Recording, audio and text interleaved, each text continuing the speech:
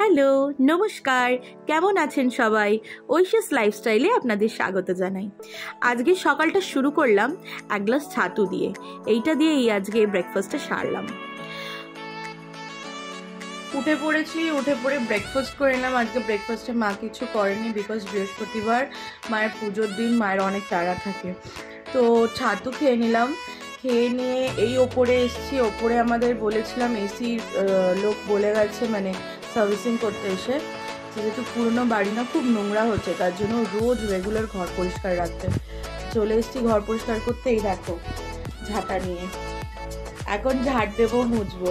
তো আজকে আর ওটা শ্যুট করছি না, চলো তাড়াতাড়ি করে ঘরটা পরিষ্কার করে। তাহলে চলো দেখে নিই আজকে লাঞ্চ থালিতে কি আছে। চান টান করে ফ্রেশ হয়ে নিয়েছি, শ্যাম্পু করে। দেখে নিই মা লাঞ্চে কি বানিয়েছে। বানিয়েছে সাদা ভাত, এখানে আছে ঢ্যাঁড়স আলু ভাতে, এখানে আছে চিকেন কষা, গলা মেটে আর স্টমেক, গন্ধরাজ লেবু আর মাছের মাথা দিয়ে ডাল। তো চলো ফটাফট লাঞ্চটা করে নিই। এই তো লাঞ্চ টাঞ্চ করে চলে এলাম। চলে এসে লাঞ্চ হয়ে গেছে, তারপরে ঘরফর ঝাড় দিয়ে মুছে দিয়েছি, সব করে নিয়েছি। আসলে একটু তাড়াতাড়ি আজকে আর্লি লাঞ্চ করে নিয়েছি। আসলে একটা ভিডিও শ্যুট করার জন্য, একটা রেসিপি শ্যুট করব বলে কিছু প্রিপারেশন করছিলাম। তো কি রেসিপি শ্যুট করব তার জন্য কিন্তু পুরো ব্লগটা না স্কিপ করে দেখতে হবে। খুব টেস্টি, খুব সস্তায় একটা পুষ্টিকর না, মুখরোচক বলতে পারো, খুবই টেস্টি একটা রেসিপি আমি আজকে ভিডিও শ্যুট করেছি। তো সেটা আমি তো অবশ্যই আমার সামনে, মানে আস্তে আস্তে পুরো ব্লগটা দেখতে থাকো, বুঝতে পারবে। আর শ্যাম্পু করে এসেছি, তো সেই জন্য একটুখানি মাথায় সিরাম লাগিয়ে নিচ্ছিলাম অ্যাজ ইউজুয়াল। আসলে আগে না চুলটা অনেক বড় ছিল, তার জন্য এরকম রেগুলার শ্যাম্পু করতে পারতাম না। আমার না গরমে ভীষণ স্ক্যাল্প ঘামে, আর তার জন্য চুলটা না চিটচিটে অয়েলি হয়ে যায়, যেরকম আমার ফেস অয়েলি। তো তাই জন্যই একটুখানি আর কি একটু শ্যাম্পুটা আমি রেগুলারলি আর কি করার চেষ্টা করি। রেগুলার না হলেও সপ্তাহে 3 দিন তো অবভিয়াসলি। যাদের মাথায় ড্যান্ড্রফ আসে বা এরকম প্রবলেম, তারা কিন্তু করতে পারো। তো চলো দেখা যাক আজকে কি করতে চলেছি। আজকে করতে চলেছি হচ্ছে ফিশ ফিঙ্গার। কি দিয়ে? লোটে মাছ দিয়ে। হ্যাঁ, লোটে মাছ বা লইট্টা মাছ, বা এটাকে বলা যায় হচ্ছে, বলে অ্যাকচুয়ালি বম্বে ডাক ফিশ ইংলিশে। তো প্রথমে কি করতে হবে, মাছগুলোকে তো যেরকম মাছালার থেকে কাটিয়ে আনতে পারো, মাথাটা কাটিয়ে তো দুটো ভাগ করেও আনতে পারো, বা গোটাও নিয়ে আসতে পারো। নিয়ে এসে গ্যাসের উপর একটা কড়ার মধ্যে কিছুটা জল দিয়ে তার মধ্যে নুন দিয়ে দিতে হবে। জলটার মধ্যে নুন আর একটু দিতে হবে হচ্ছে অল্প, জাস্ট অল্প হলুদ গুঁড়ো দেওয়ার একটা রিজন আছে, হচ্ছে লোটে মাছটাকে হলুদ গুঁড়ো অ্যান্টিসেপটিক আমরা জানি। তো যত ইমপিউরিটিস থাকবে মাছটার মধ্যে, সেগুলো কিন্তু ডিজলভ হয়ে যাবে বা সেগুলো মরে যাবে, যে কোনো রকম জার্মস, ইমপিউরিটিস। আর একটা জিনিস দিয়েছি আমি, সেটা হচ্ছে 2 চিপি মতো ভিনিগার। 2 চিপি মতো ভিনিগার, বেশিও দিতে পারো, 2 থেকে 3 চিপি মতো ভিনিগার দিয়েছি, বিকজ লোটে মাছে না একটা আষ্টে গন্ধ লাগে। তো সেই আষ্টে গন্ধটাকে কাটানোর জন্য আমি এখানে ভিনিগারের ইউজ করেছি। তোমরা চাইলে লেবুর রসও দিতে পারো। আর অনেকে এই লোটে মাছটা খেতে চায় না, বিকজ অফ আষ্টে গন্ধ লাগে। আরেকটা রিজন হচ্ছে লোটে মাছ না খেতে চাওয়ার, এর ভেতরে অনেক রকম বা অনেক সাইজের কাঁটা থাকে। এর ভেতরে মেনলি একটা শিরদাঁড়া বরাবর কাঁটা থাকে। সেই কাঁটাটা আমি তোমাদেরকে দেখাবো কিভাবে খুব সহজে রিমুভ করে দিতে পারবে। যদি তোমরা যে কাঁটাগুলো থাকে, খুব সহজ, খুব একটা হার্ড অ্যান্ড ফাস্ট রুল নেই, খুব একটা কঠিন নয়। এই কাঁটাগুলো যদি তুমি রিমুভ করে দিতে পারো, ট্রাস্ট মি, খুব সুন্দরভাবে কিন্তু লোটে মাছও খাওয়া যাবে। আর এই আষ্টে গন্ধর জন্য আমি 2-3টে টিপস অ্যান্ড ট্রিক্স দেখিয়েছি, সেগুলো কিন্তু ভিডিওর লাস্ট অবধি তোমাদের না স্কিপ করে দেখতে হবে। তাহলে কিন্তু তোমরা বুঝতে পারবে এইভাবে লোটে মাছ খেলে কোনো রকম কারোর কোনো সমস্যা হবে না, সবাই খুশি মনে খেয়ে নেবে। হ্যাঁ, ফিশ ফিঙ্গার তো আমরা জেনারেলি দেখে থাকি যে ভেটকি মাছের হয়, কিন্তু আমি আজকে যে ফিশ ফিঙ্গারটা বানিয়েছি, বিশ্বাস করো, একবার খেয়ে দেখো এইভাবে বানিয়ে, বারবার খেতে চাইবে। বাচ্চাদের, ঘরের বুড়োদের সবাইকে তুমি খাওয়াতে পারো। আচ্ছা, আমি প্রথমে কিন্তু লোটে মাছটার জন্য মানে যেটা ভালো করে মিক্সারটা যেটা তৈরি করব তার জন্য কাঁচা লঙ্কা, টমেটো, আদা আর রসুন কিন্তু পেস্ট করে নিয়েছি। আর দেখো এই সেদ্ধ হয়ে গিয়ে জলটা এক সাইডে রেখে দিয়েছি জলটা, আর কাঁটাগুলো কি সুন্দর আমি বেছে নিচ্ছি একটা ফর্ক আর একটা চামচের সাহায্যে। এরপরে আমি হাত লাগাবো। এখন এই পর্যায়ে খুব গরম মাছটা সবে সবে কড়া থেকে নামিয়েছি। মেন বড় বড় কাঁটাগুলো কিন্তু আমি বের করে নিয়েছি। এবার যে ছোট ছোট কাঁটা বা যেগুলো ভেঙে গেছে মাছ থেকে সেগুলো খুব সহজে হাতের সাহায্যে আমি তোমাদের দেখালাম। একটা এরকম লম্বা লম্বা কাঁটাগুলো বেরোবে মাঝখানের শিরদাঁড়াটা, ওইগুলোকে, আর ছোট ছোট কিছু পাখনার কাঁটা হয় ওইগুলোকে কিন্তু খুব ভালোভাবে মাছ থেকে বের করে নিতে হবে। আর বাকি যে মাছের কাঁটাগুলো থাকে সেগুলো একদম সুতোর মতো, সেগুলো কিন্তু কড়াই যখন আমরা মিক্সচারটা তৈরি করব বা স্টাফিংটা নাড়বো তখনই সেগুলো কিন্তু নিয়ে যাবে, সেগুলোতে আর কোনো রকম কোনো সমস্যা হয় না। যে কাঁটাগুলো মুখে পড়ে সেইগুলোকে কিন্তু একটু বুঝে এইভাবে বার করে নিতে হবে। আমার কথা, এই রেসিপিটা এইভাবে একবার বানিয়ে দেখো, সবাই আঙুল চেটে ফুটে খাবে। তুমি বুঝতেই পারবে না ভেটকি মাছের বদলে লোটে মাছ ইউজ করা হয়েছে। মানে স্পেশালি লোটে মাছের ভিতর বা ভেটকি মাছের যে ফিশ ফিঙ্গার হয়, যে স্টাফিংটা থাকে, মাছ তো থাকেই, তার বাইরে দিয়ে একটা মোটা কোটিং থাকে। আমি কিন্তু এখানে কোটিংটাকেও খুব পাতলা রাখার চেষ্টা করেছি, যে কারণে এটা খেতে আরও বেশি টেস্ট হয়েছে। আচ্ছা চলো, গল্প করতে করতে আমার পুরো মাছ বাছা কমপ্লিট। এখানে আমি কড়াই কিছুটা তেল দিয়ে দিয়েছি, আর দিয়ে দিয়েছি দুটো বীজ বার করা শুকনো লঙ্কা। বীজগুলো কিন্তু শুকনো লঙ্কার বার করে নিতে হবে, তারপরে কিন্তু তেলে দিয়ে দিতে হবে। আর দিয়ে দিয়েছি হচ্ছে পেস্টটা। এরপর একে একে কিছু রেগুলারের গুঁড়ো মশলা অ্যাড করব, আর অ্যাড করব নুন। আমি এখানে 1 টেবিল স্পুন মতো নুন অ্যাড করেছি, বিকজ আমি কিন্তু মনে রেখেছো বা মনে রাখবে আমি কিন্তু সেদ্ধ করার সময়ও নুন দিয়েছিলাম, সেটাই কিন্তু মাছে ঢুকে গেছে। প্লাস বাকি প্রসেসগুলোতে তো যেহেতু একটু একটু করে নুন ইউজ হবে, তার জন্য কিন্তু আমি এখানে অল্প নুন দিলাম হলুদ গুঁড়ো, কাশ্মীরি রেড চিলি পাউডার, আর একটু আমার ঘরে বানানো গোটা গরম মশলা গুঁড়ো ছিল করা, রোস্ট করে গুঁড়ো করা ছিল কিছুটা, সেইটা দিয়ে দিয়েছি। দিয়ে মশলাটাকে কিন্তু খুব ভালোভাবে কষাতে হবে। যতক্ষণ না মশলাটা থেকে নিজস্ব একটা তেল ছেড়ে দিচ্ছে ততক্ষণ কিন্তু মাছটা অ্যাড করা যাবে না। আচ্ছা, প্রথম পর্যায়ে একটা কথা তোমাদের জানিয়ে রাখি, যখন তোমরা মাছটা অ্যাড করবে মাছের মধ্যে কিন্তু অনেকটা জল থাকবে, তো সেই জল দেখে কিন্তু ঘাবড়ে যাবে না। কড়ায় নাড়িয়ে মানে কড়া জ্বালিয়ে কড়ায় কিন্তু মিক্সচারটা নাড়িয়ে সেই জলটা সম্পূর্ণ শুকাতে হবে।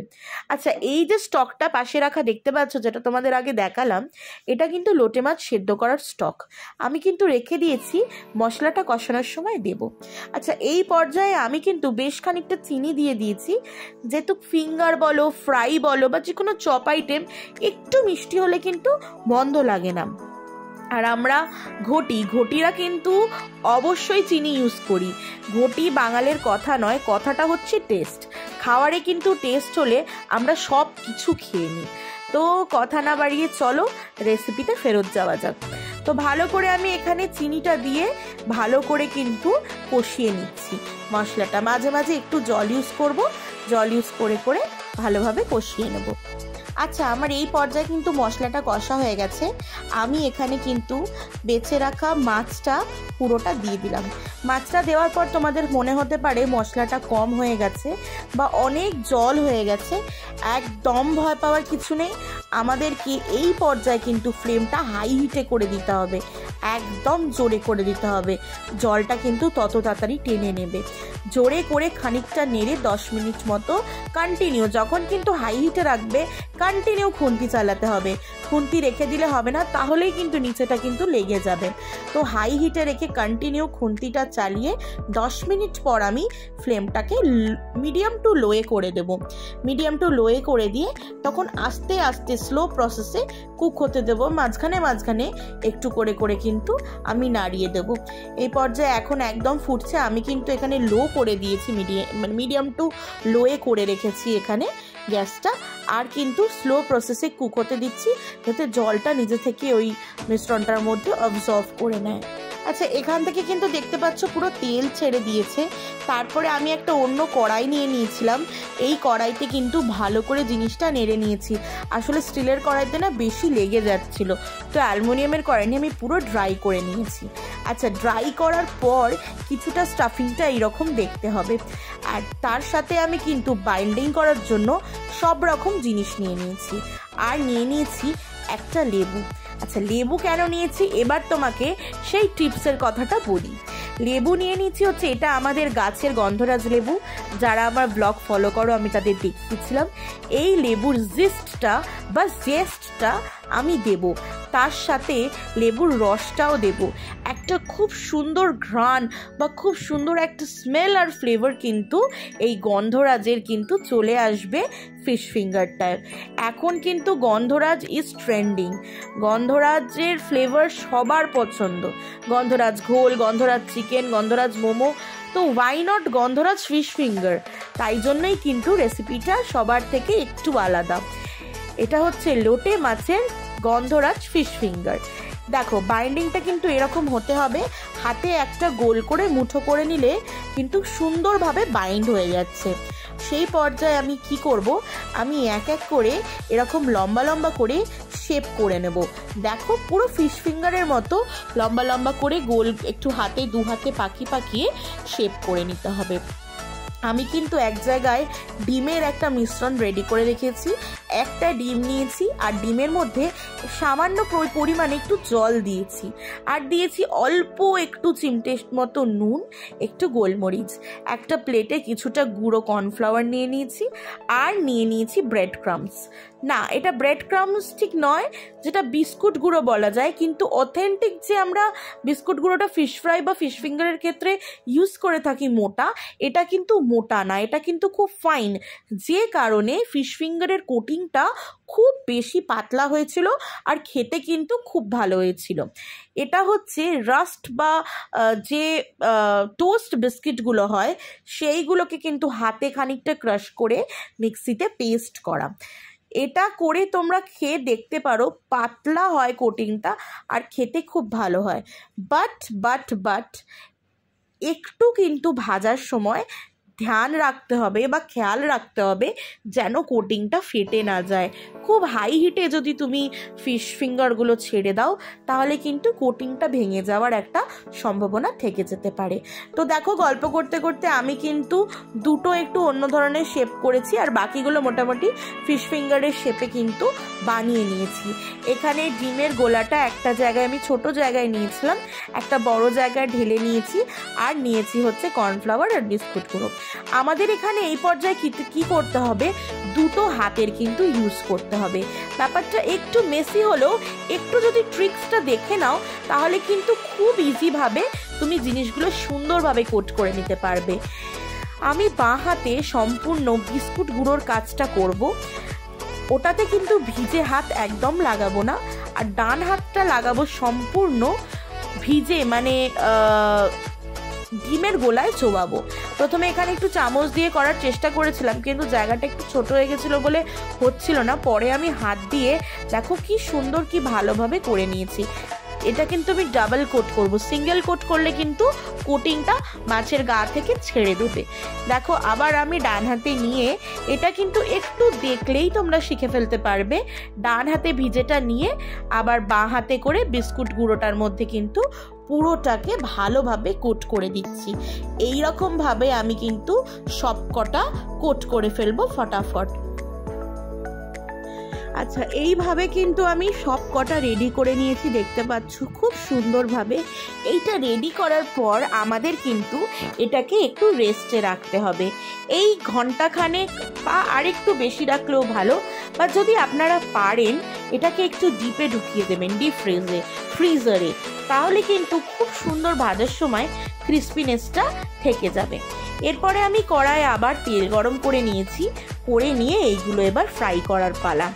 একটা একটা করে বা কড়ায় যতটা জায়গা থাকবে, আমি এখানে 2-3টে করে ফ্রাই করে তোমাদেরকে দেখাচ্ছি। খুব সুন্দরভাবে একদম ব্রাউনিশ করে, গোল্ডেন ব্রাউনিশ করে কিন্তু ভেজে নিতে হবে। ভেজে নিলেই কিন্তু রেডি হয়ে যাবে আমাদের লোটে মাছের ফিশ ফিঙ্গার, গন্ধরাজ লোটে মাছের ফিশ ফিঙ্গার। চলো দেখে নি তাহলে। আমি কিন্তু লাস্টে তোমাদের দেখাবো কতটা এটা ক্রিস্পি হয়েছে আর কতটা সুন্দর এর ভেতরে টেক্সচারটা এসছে। দেখে নি তাহলে এক ঝলক কিরকম এটার আউটপুটটা বেরোলো। দেখো হয়েছে না কামাল, খুব ক্রিস্পি হয়েছিল। তো আজকের ব্লগটা এখানেই। কিছু ভালো লাগলে like, comment, share and subscribe করতে ভুলবে না। টিল দেন দেখা হচ্ছে নেক্সট ব্লগে। Till then by.